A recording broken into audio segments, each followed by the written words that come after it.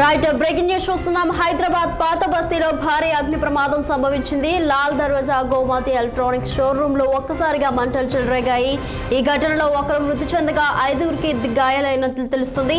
CNG కారులో శక్తివంతమైన పేలుడు సంభవించడంతో సమీపంలోని అనేక దుకాణాలకు మంటలు వ్యాపించాయి. 10 ఫైర్ ఇంజన్లతో అగ్నిమాపక సిబ్బంది తీవ్రంగా శ్రమించి మంటలను అదుపులోకి తెచ్చారు. పేలుడు తీవ్రతకు దుకాణాల షెల్టర్లు దాదాపు 40 మీటర్ల మేర ఎగిరిపడ్డాయని స్థానికులు తెలిపారు.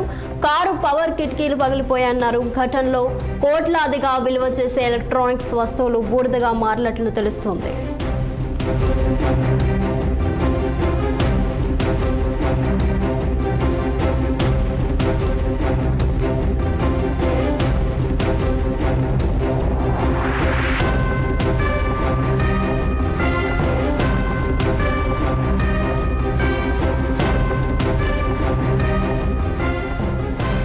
హైదరాబాద్ పాత బస్తీలో భారీ అగ్ని ప్రమాదం సంభవించింది. లాల్ దర్వాజా గోమతి ఎలక్ట్రానిక్స్ షోరూమ్ లో ఒక్కసారిగా మంటలు చెలరేగాయి. ఘటనలో ఒకరు మృతి చెందగా 5గురికి గాయాలైనట్లు తెలుస్తుంది.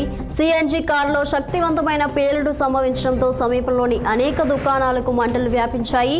10 ఫైర్ ఇంజన్లతో అగ్నిమాపక సిబ్బంది తీవ్రంగా శ్రమించి మంటలను అదుపులోకి తెచ్చారు.